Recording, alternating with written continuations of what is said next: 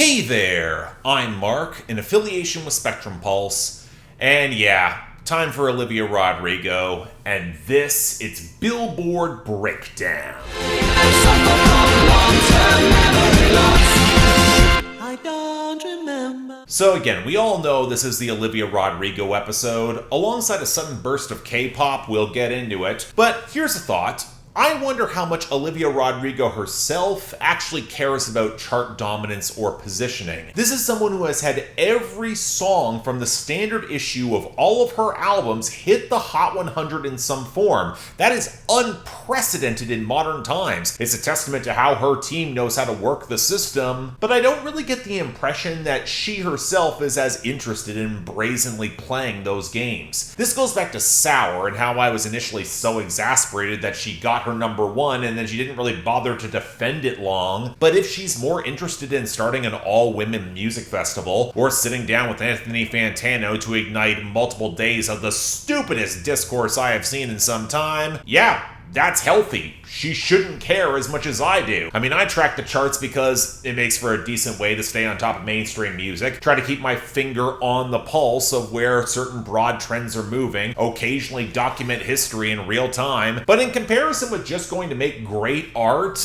I don't really think the chart should be Rodrigo's main priority, or at least just leave the promotion up to her team. They're doing a pretty damn good job. Case in point, when we look at the top 10, Rodrigo did not go to number 1 this week. That's I Knew It, I Knew You by Taylor Swift for a second week thanks to a last-minute sales push to just squeak through on the margins, which, by the way, will not last for the very top, even despite radio being extremely favorable to that song. This is mostly because Choosin' Texas by Ella Langley's got the streaming that will not die. She actually won on that margin, and enough radio cushion to comfortably rebound. We'll get back to this, but only then do we get Olivia Rodrigo's first album bomb debut in the top 10. Stupid Song at number 3. Pretty much just on streaming at the moment, but it's clearly being pushed given strong sales and that music video already made. Followed right behind by Drop Dead at number 4, which saw its streaming bounce back alongside very solid radio right now. Then we got Be Her by Ella Langley down at number 5,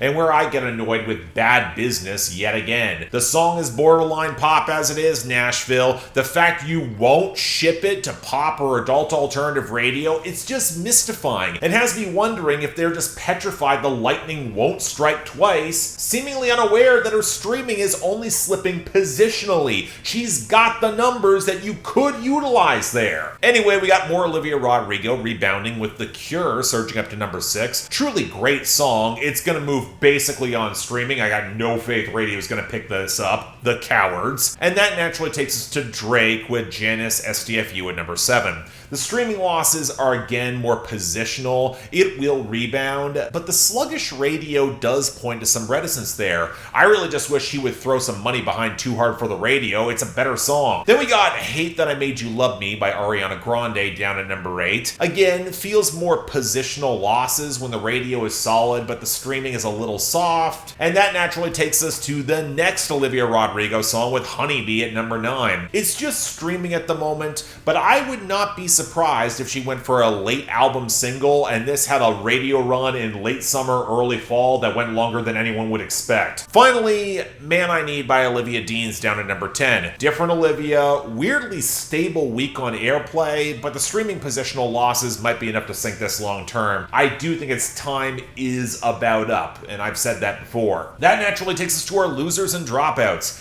And for an album bomb week, we got a couple really big exits. Alongside a bunch of old Michael Jackson songs, we got Folded by Kehlani, Lush Life by Zara Larsson, and Let 'Em Know by T.I. They're all exiting and likely all clinching year-end list spots. I mean, at least 2 of them are good. Meanwhile, going to our losers, well, it's not all Drake this time, but let's handle him first. The one song left from Habibti is I'm Spent with Low Shimmy at 85. The rest are from Iceman with Shebang at 26, Ran to Atlanta with Future and Molly Santana at 36, Whisper My Name at 41, National Treasures at 44, Too Hard for the Radio at 45, Plot Twist at 65, Bees on the Table with 21 Savage at 70, What Did I Miss at 78, Dust at 80, Make Them Pay at 83, Burning Bridges at 86, and Don't Worry at 98. Then we had some of the brief Michael Jackson resurgence falling back, with Chicago at 37 and Human Nature at 47, but country in particular took some body blows this week. Sleepless in a Hotel Room by Luke Combs hit 39, Change My Mind by Riley Green just collapsed down to 49, Nashville Radio's pulling it, good. A Phone Keys Wallet by Lainey Wilson and John Mayer lost off the debut to 91, and Turn This Truck Around by Jordan Davis continued down to 92. The rest... Risk It All by Bruno Mars looks like it's fading at 23. It's already got its year-end list spot locked up, and that's not something I'll say for Motion Party by Boss Man D-Lo at 51. Certainly not for Hit the Wall by Gracie Abrams at 54, but it's probably true for Swim by BTS at 55, or Body by Don Toliver at 68. And that leaves us with Mr. Know-It-All by Teddy Swims just not getting any momentum at all, going at 96. I don't really think it's going to get a lot higher. So what about our returns and gains? Well, as expected during an album bomb week, there just weren't that many. And speaking of which, there are 11 songs from that album bomb, and they're all in the top 40, so guess who's got to cover all of them? Although probably a little bit abbreviated, because I already did a massive full-length video on my main channel that y'all can go check out. But there's actually more returns than gains, albeit without a lot of logic. I've seen the revival for Girls by Kid Laroi on other charts. Seeing it back at 93 is a little mystifying. Although I sadly do get why Sunburn by Tucker Wetmore is going to work on country radio for the summer at 95. But then there's the twin Corey Kent push for Rocky Mountain Low with Co Wetzel at 99 and Empty Words at 100. He's got some popular buzz, I guess, but the album's not coming until September. Unless he feels like he can move a lot this summer, I'm a bit skeptical that this is happening right now. On the flip side, the only two gains outside of Rodrigo and The Cure, they're both from Noah Kahan. And while I'm not surprised the Orbiter is sticking out at 59, I was shocked to see Willing and Able bounce up to 76. That song is excellent, but it's also not one I expect to see mainstream traction, especially compared to cuts with a lot more radio-friendly hooks. I guess we'll see where it goes, but it is promising. But now on to the larger matter at hand and a whole lot of new arrivals. But we're not going to be starting with Olivia Rodrigo just yet. Number 75, Dai Dai by Shakira and Burna Boy. Just like you mean it.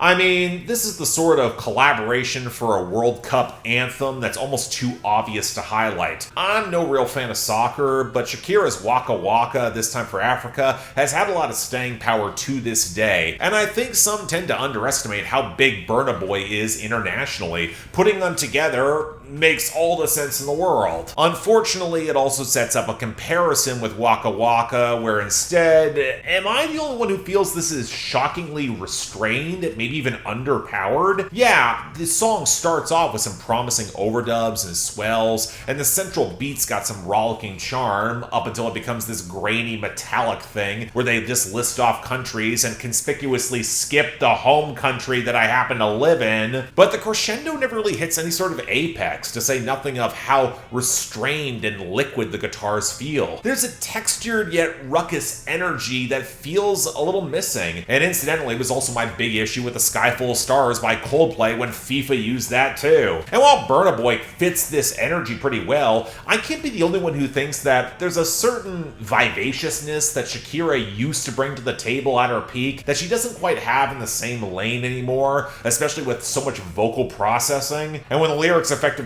don't matter, given this is a very much sports-driven pump-up anthem, I don't know, I was hoping this could sound way more powerful than it does. Not bad, but like with most soccer-related things, the appeal isn't sticking, at least for me. Number 69, Come Over by BTS. Yeah, I'm lost, can I come over?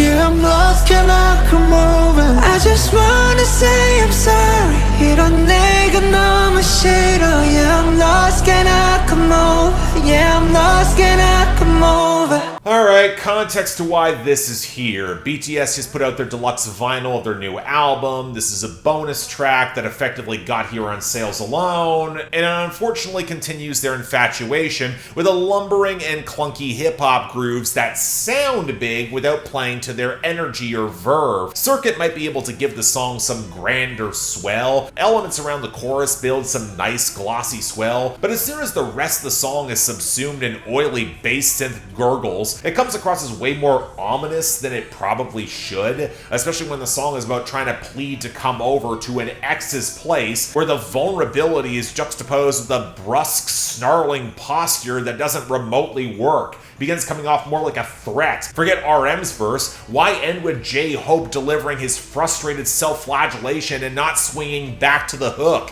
It leaves the song on not just a dark note, but an unfinished one. In other words, like a lot of Arirang's weirdly mercenary calculations that seem to come at the expense of good songcraft, this is mediocre, at best, but not the only K-pop dud we're getting this week. Number 38, Iconic by Mistake by SSERAFIM, ILLIT, and KATSEYE. Thank you for the comments, it's because of where you hate.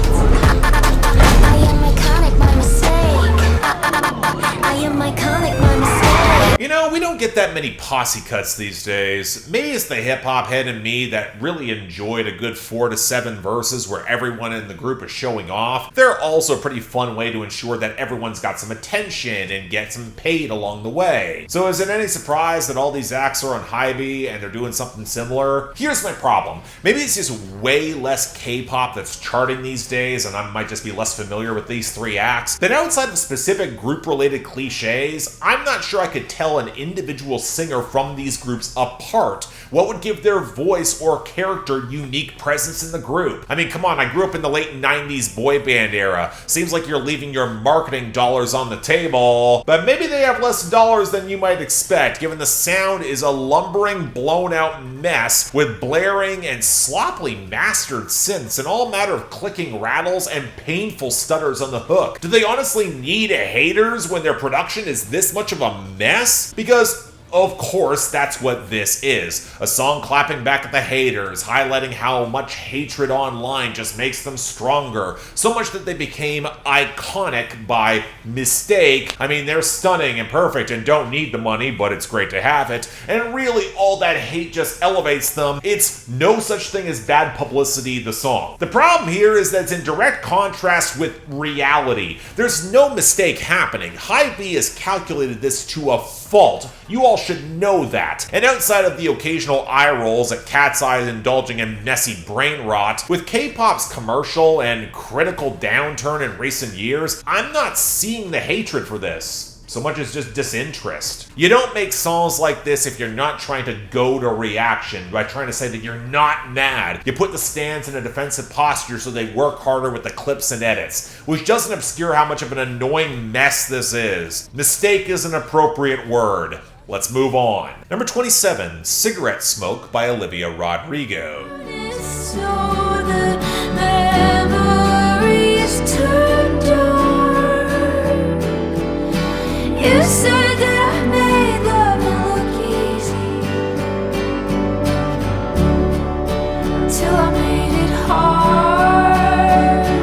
So there are 11 Olivia Rodrigo songs to get through, and I already spoke at length about the album on my main channel, alongside hipster culture and why so many of my generation or older tend to really like her in that most recent album. And yeah, the album is great. I'm going to stand alongside that. As such, I'm going to try to keep these a little bit shorter, as per usual, so let's start with a cut that I think I respect more than I love. The relationship is very clearly ended at the close of the album, and she's trying to clean up the ashes of it, even as the smoke lingers and she can't quite escape her feelings. Where you can tell that there's some palpable contempt at the guy who didn't try hard enough to keep her when it got messy. Maybe taking the side of a girl against her, which could well be the voices in her own head. You said I made loving look easy Till I Made It Hard. And I like the deliberate lyrical references to a lot of other songs across the album. It's a great reprise. The brittle strumming to let the mix simmer. But even as Rodrigo might love a big bridge, I don't think she really needed one here. Or if she was gonna have it, not that seedy synth flooding in around the strings. It was the perfect opportunity for the guitars to really roar, and it didn't happen. Still one of her strongest endings, and a very good song,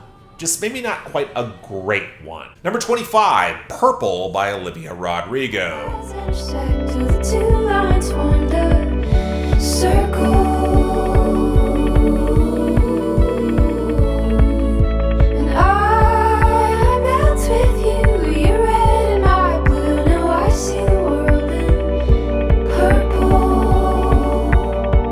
Spare ballads midway through the project where you can very clearly hear the tap of the somber keys as the twinkling guitars slip in, with the fluttery scratch of percussion and the bass picking up more speed. And with those gauzy touches breaking into more gentle acoustics and live percussion, it really did remind me sharply of early 2020s Taylor Swift. And for me, that's a compliment. And that goes into the lyrics too. I like that the relationship feels a little bit more lived in now, that there is tension and fights and the realization that she might be restraining her dreams alongside his. And even as their colors meet in the middle, the saturated paints keep darkening towards pitch black. And while I like the shift to something more spare and quiet for the outro, I mean, come on. That flattened guitar distortion after the post-chorus, even if it's supposed to sound a lot more restrained and come across as curdled and murky, you could have picked a better tone. AKA the running theme with the majority of my critiques with this album and the production. There's gonna be more of that. It's a really good turning point on the album. I really like how it transitions into The Cure. It is a fine song, but it's not better than number 21, Less by Olivia Rodrigo. Sing me the best. Well, then I guess I wish you loved me less. I remember seeing folks praise this pretty highly on social media up until they didn't, where it got called sophomoric and immature, and a lot of labels that proved a shocking number of people did not get Olivia Rodrigo having more sophistication than they do. Because Less is spare. It's heartbreaking, where the relationship is in full collapse and he winds up letting her go, dumping her, building on the implication that he knows he can't fix her problems that run deeper outside the relationship, and he loves her enough to realize he's the wrong person for her right now. Or it's all bad excuse and he's cutting it out when it gets too hard or too intense. The fact that there is genuine ambiguity in the framing, in the failure to recreate those best moments, a lot of wishing that there was less passion and that blissful ignorance might have lasted easier, kept it going longer, all that tells me this was never really gonna work, when I wouldn't really blame either of them, not fully. And Rodrigo's plain-spoken piano ballad framing utterly nails it. Credit to Dan Nigro's production for not overselling it. It reminds me a lot of when Phineas is smart enough to get out of the way for Billie Eilish at her best. That's an appropriate parallel here. And if that's not enough to get you in, well, sometimes less is more. Excellent song. Number 20, Expectations by Olivia Rodrigo. Decision is painfully unattractive. Past mistakes, I just need information. These days I got expectations. Of course, what also shows Rodrigo is smarter than a fair number of her critics and the stan backlash is how she immediately follows Less with the natural progression. A bratty, pulsating bender where she openly slanders her now ex, professes that she's changed, or maybe not, and won't settle for less, and how she's setting new expectations for a guy with a real job who's assertive and gets what he wants and she wants, including the pseudo-rap delivery going out to a bar in Silver Lake, and for a brief snapshot feeling alone in her derisive flex. And look, I dated a lot in my 20s. I have had worse post-breakup benders than this. Even if I don't love the gurgling undercurrent of bitterness in the song, again, I like this sound a lot more if I hadn't heard a lot of the late 2000s indie throwbacks lifting from 80s synth pop with a similar two-step groove this year between Metric and Slater. But I certainly get it. So yeah, really effective in what she's trying to do and pretty damn good for it. And on a similar note, number 19, You Plus Me Equals Love by Olivia Rodrigo.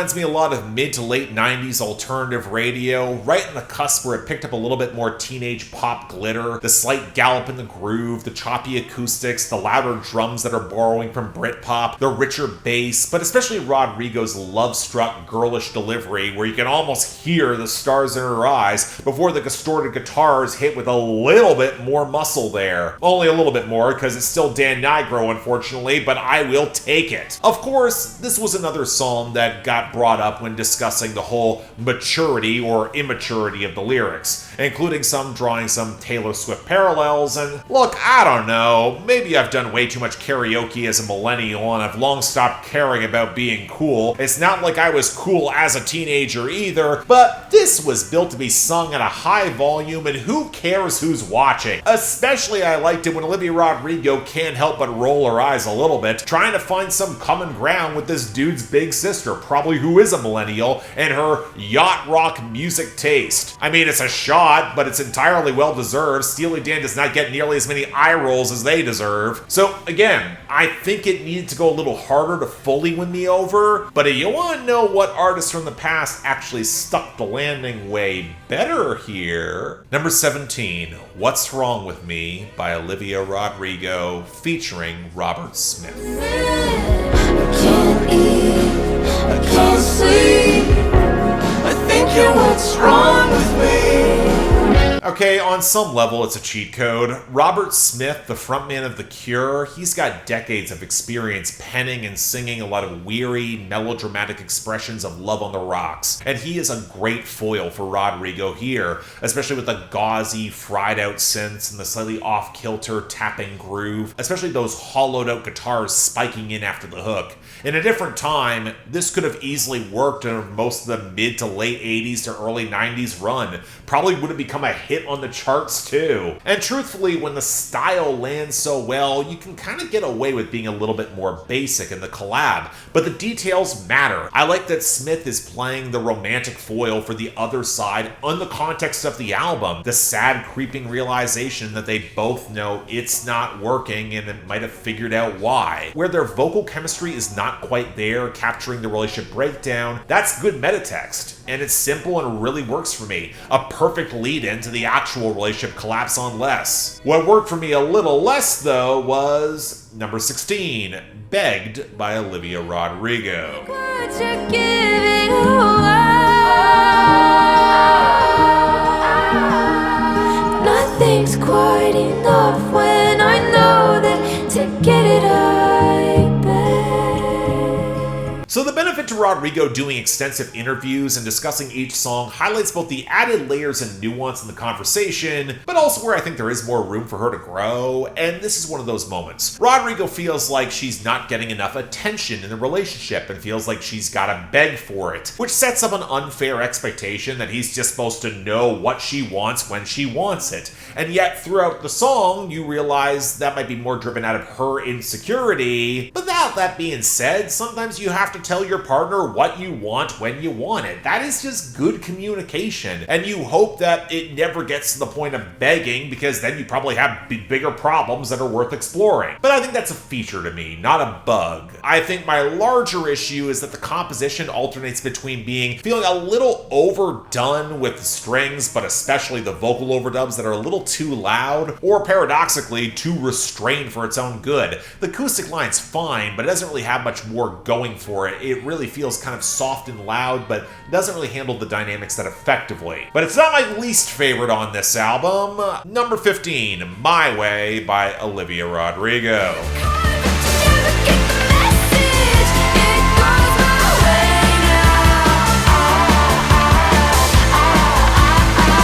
Okay, I get why it's here. Rodrigo's clapbacks at her perceived rivals have a place in her catalog, especially when she's in the throes of a new relationship, and this girl might be getting a little too close for comfort. What it told me is that Rodrigo's character on this album is not exactly one to be highlighted as perfect in every way, especially as this sort of song speaks to her underlying insecurity, and I think she knows that as the artist, but it's still the weakest song on the album by a considerable margin for me. Again, mostly tied to the production. The blaring shrill synth, how it all gets subsumed in grinding buzz, Rodrigo sitting predominantly in her distorted but bratty upper register for the verses, the weirdly underpowered groove, and how she's just not that great playing the mean girl who's at the top of the pyramid, especially in the context of the album, even with some self-awareness. I think the song is kind of needed for the album to work, I'll give her that, but man, I don't want to go back to it. Let's move on. Number 12, Maggots for Brains by Olivia Rodrigo. Just the thing that happens in my when my baby goes away. When my baby goes away. He goes away. I go back and forth on whether or not I think this is my favorite song on the album. It's either this or The Cure. It is that close, mostly because there's a fascinating textural element in how Rodrigo uses some very deliberate post-punk worship here in that rattling bass and the drums. The song sounds jaunty as all hell. I love that hook. It feels genuinely love-struck, but the overall tone and texture of the song is sickly, wispy, where every pining moment feels like wasting away and your life is rotting all around you. It's been highlighted that Rodrigo, more often than most, highlights how much passion and love can shut off your higher brain functions, and this is the natural extreme of that, when your passion comes at your expense of your own health and social life and probably is not good in your long term. And the fact that her writing gets so explicit with her describing the rot, it's gross. In the best way possible. Just terrific execution. Why is this not being covered in metal? They could probably get away with it. And it's the sort of concept I'd love for her to embrace more often.